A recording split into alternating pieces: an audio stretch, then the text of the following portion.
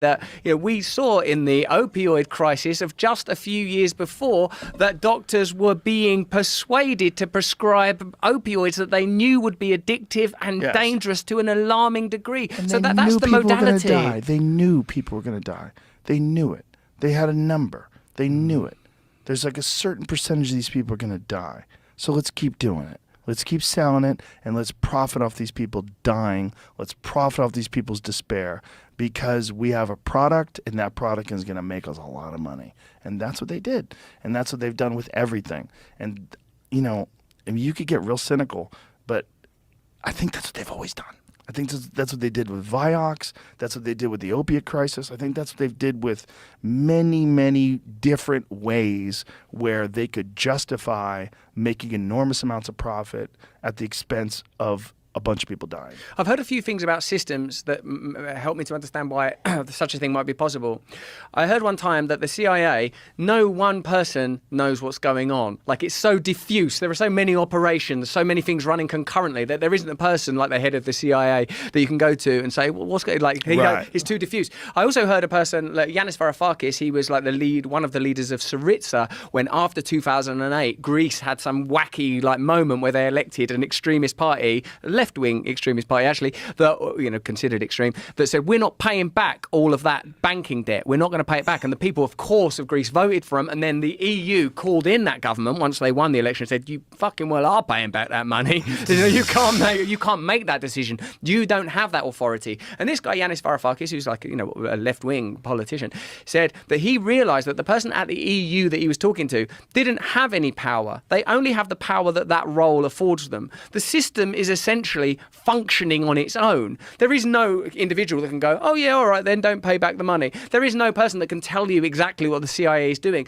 So it's like a sort of a set of coordinates which behind it has an energy that's pushing towards a particular agenda, the kind of ones that all of us can identify: financial agenda, dominion, those kind of identifiable agenda. But the system is self-sustaining, self-maintaining. The system excludes the possibility for disruption. It's almost like it already functions how an algorithm would function. It doesn't afford radicalism. It doesn't afford the intervention of democracy. When people's will is expressed, the will is delegitimized. When there is a sort of a popular uprising, then the uprising itself is discredited. 20, 30 years ago, it would have been the left in Latin America, Central America, like the deposing and destabilizing nations there. Now it's like even domestically, like figures from the presumed right, like Trump, are discredited. And again, I've got, just to clarify, of course, it's not someone that I would ally myself with enormously. But what I'm saying is that the system has clearly become more allied with a particular aspect of the establishment. Let's call it the liberal establishment, although it feels to me that it can function perfectly well regardless of which political parties in there. I think it's interchangeable. I mean, it was during the Bush administration, it was the right.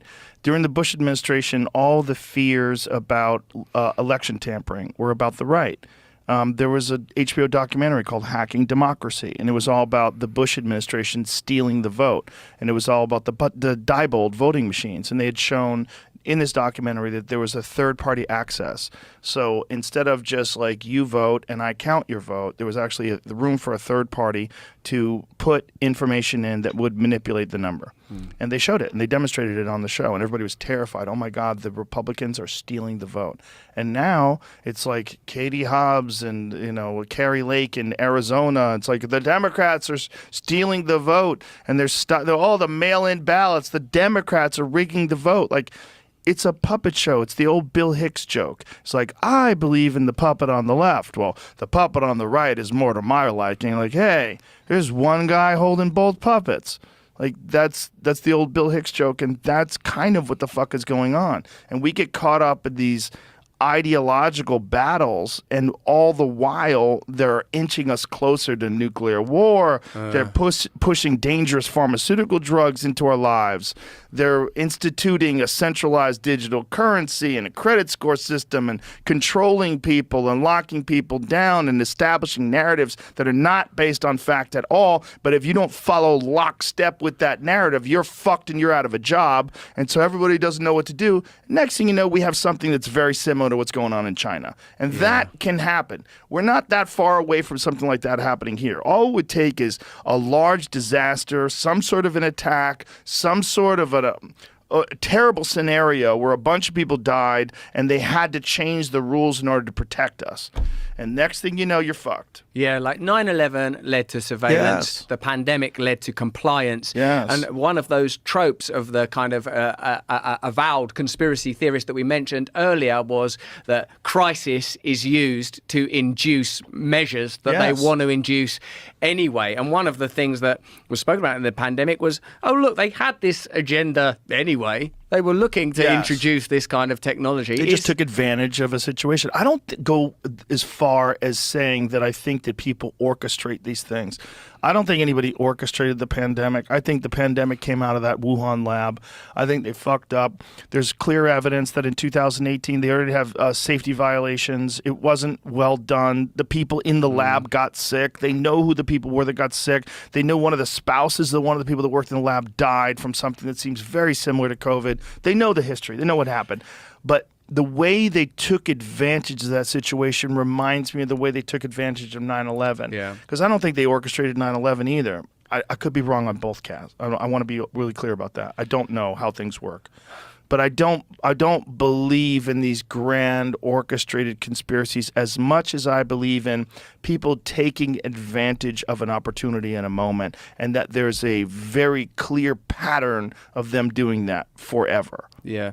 Opportunistic seems easier to explain, and it is also in alignment with the way that we understand that model, that it Yeah. exploits opportunity to advance itself.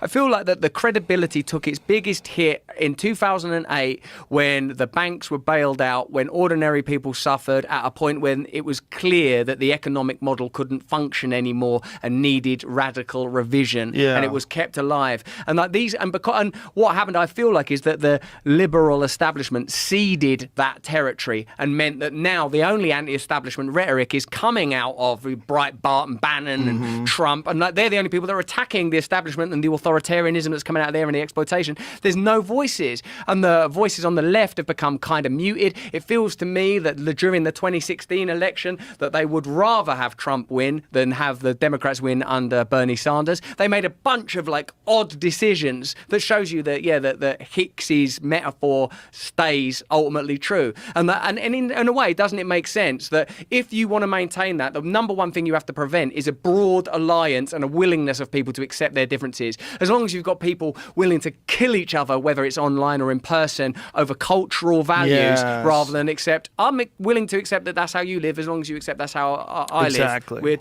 then it's over. As long as you can keep people at each other's throats, then you can continue to manipulate them. Then it's an easy chess game. Did you see Newsom on Hannity? Did you see how he did? I didn't. I think he did very well. I think American Psycho, slick as